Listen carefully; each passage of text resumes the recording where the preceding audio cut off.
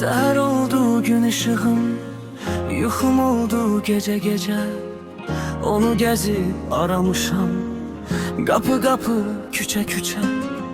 Düşünürəm içe içe, onu salıp ürəyimi sıxan həyat. Axı belə hara gedib, axırıma çıxan həyat, düz üzümə baxan həyat.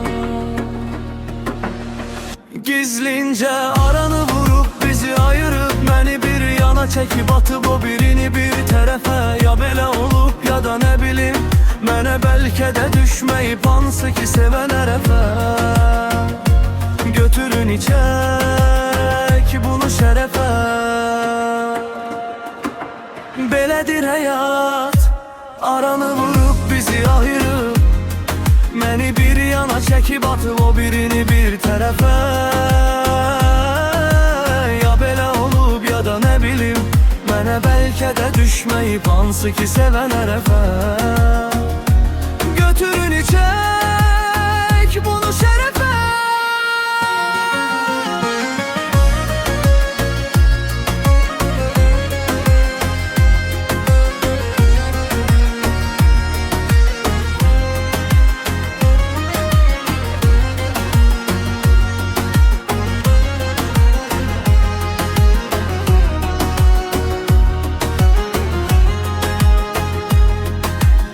Seher oldu gün ışığım, yuxum oldu gece gece.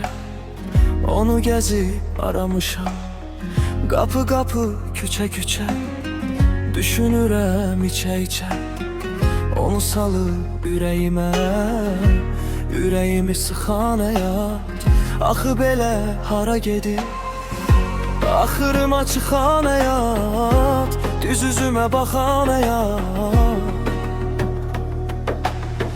Gizlince aranı vurup bizi ayırıp, məni bir yana çekip atıp o birini bir tərəfə. Ya belə olub ya da ne bilim, mənə bəlkə də düşməyib hansı ki sevən ərəfə.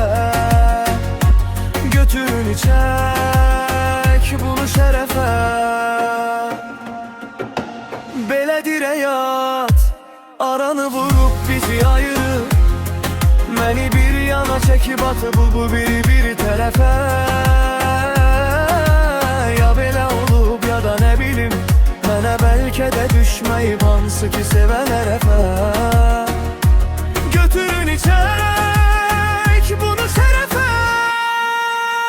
Gizlince aranı vurup bizi ayırıp, məni bir yana çekip atıp o birini bir tərəfə. Ya belə olub ya da ne bilim, mənə bəlkə də düşməyib hansı ki sevən ərəfə.